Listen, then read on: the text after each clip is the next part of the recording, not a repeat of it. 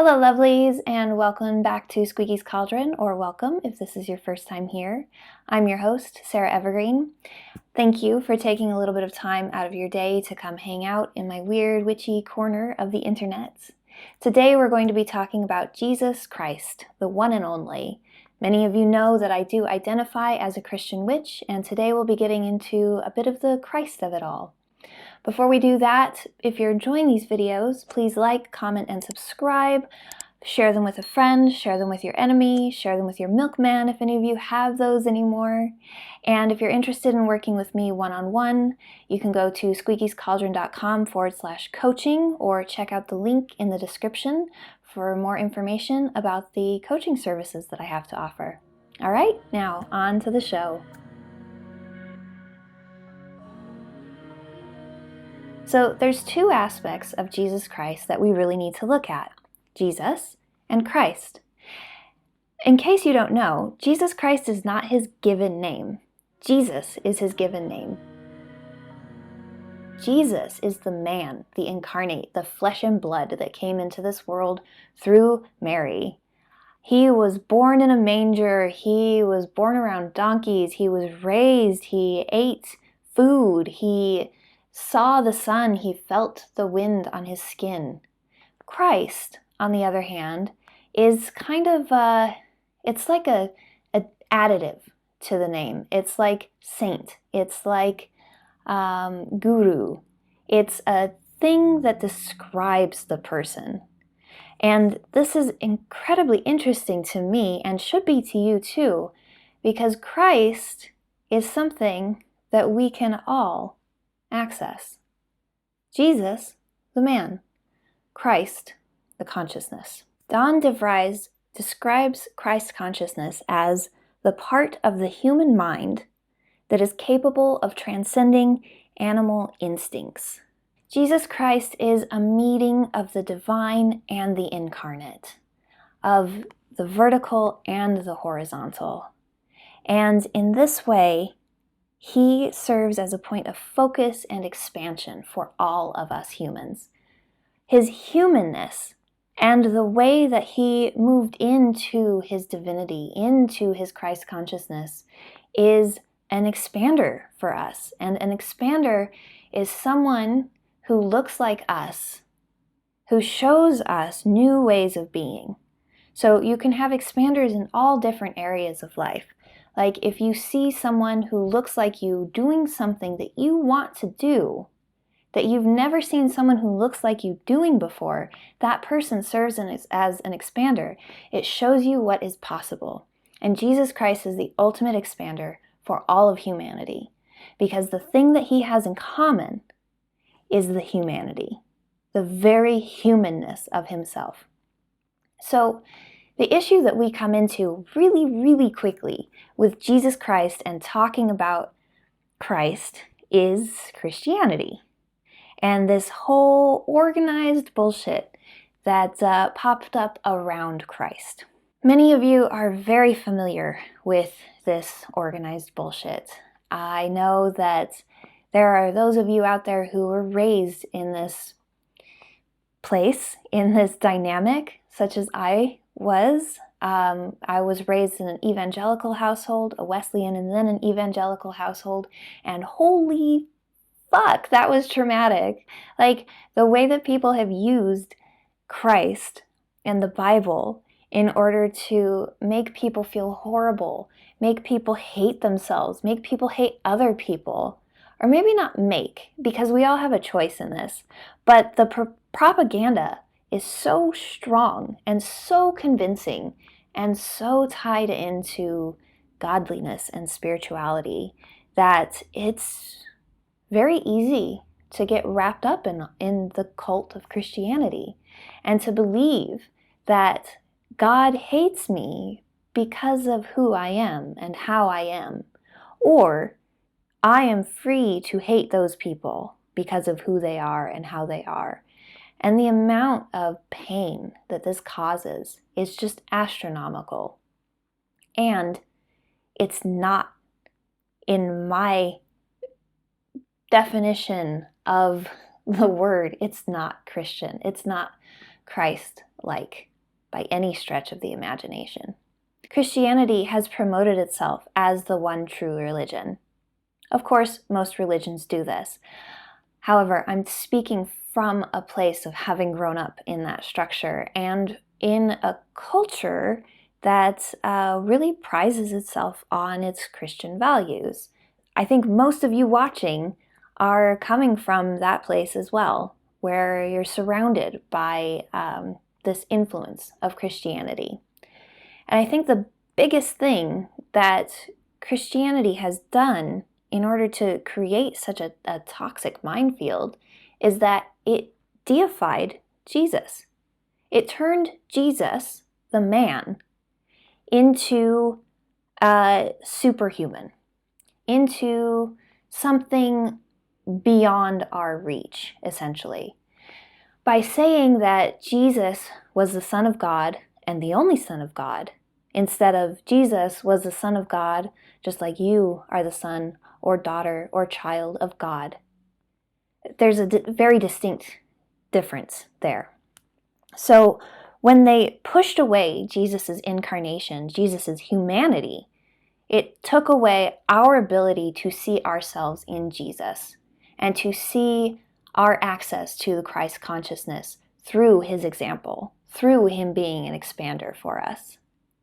And the church has done this over and over again. You can look back at my Mary versus Mary video, I believe, one of the Mary Magdalene videos, and see how I talk about Mary, the mother, has been deified, has been taken away from her humanity as well. And that's put a huge detriment on the role of women in church and the role of women in a Christian society.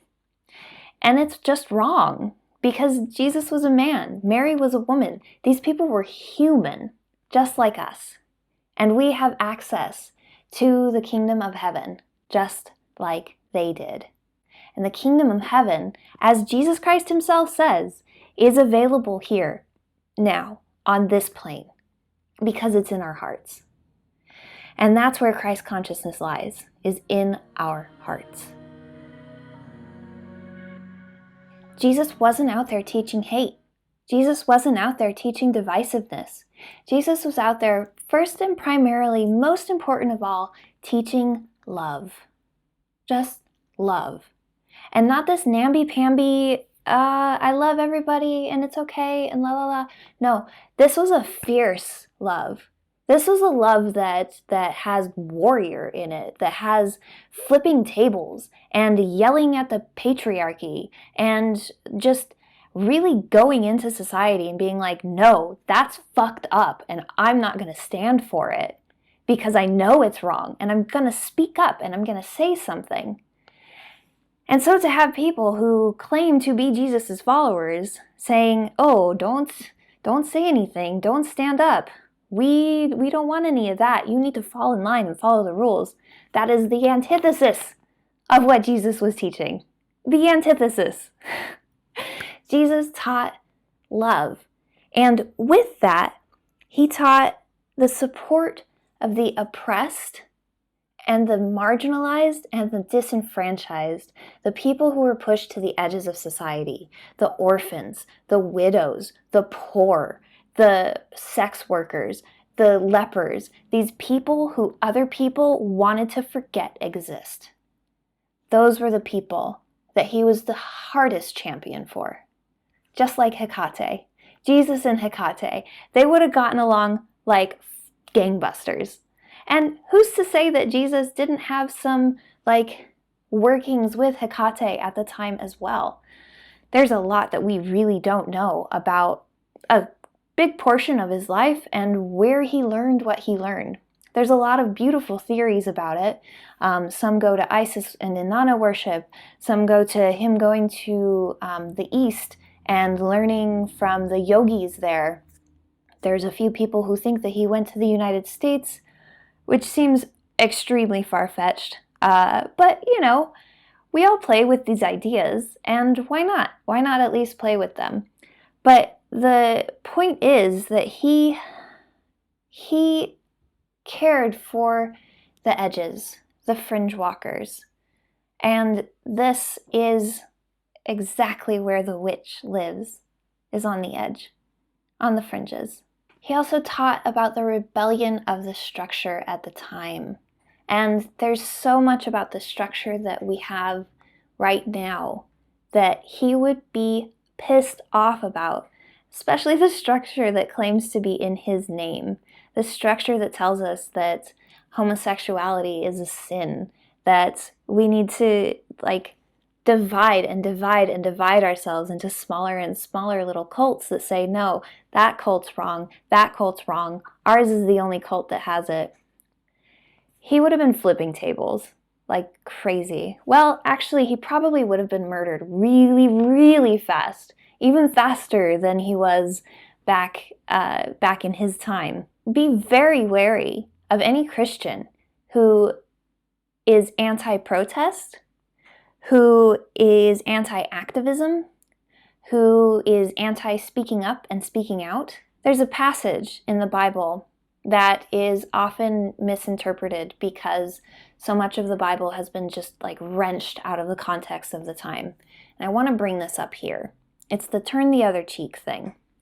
So when I was growing up, I was told that this is okay. So somebody hits you on one cheek, you turn the other cheek, you be meek. You just let them do what they want because the meek will inherit the earth. This kind of verbiage. So what we're not taught, and what Rob Bell taught me with his beautiful interpretations of the Bible and his beautiful historical research. So let me set this up.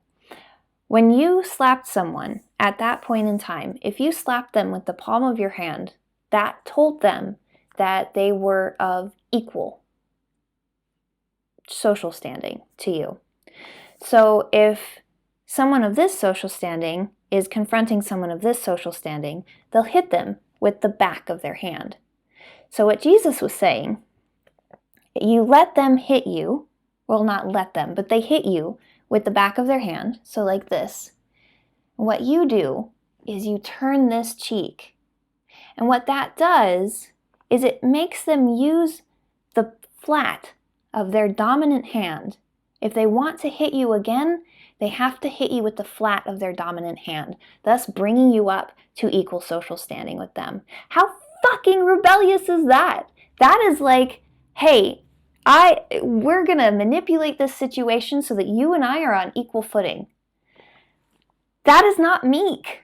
That is not letting someone just do whatever the hell they want to do with you because you are subscribing to this weak kind of weird idea of love anyway. So when Jesus said turn the other cheek, Jesus said, no, make them see you as equal because you are equal. You are equal to everyone else. That is Christ consciousness, is understanding that you are equal to everyone else. Not below, not above, equal. We all come on equal footing as human beings. Jesus also taught self-awareness. Where is this in Christianity right now? There's an extreme lack of self-awareness, just in the world in general, though.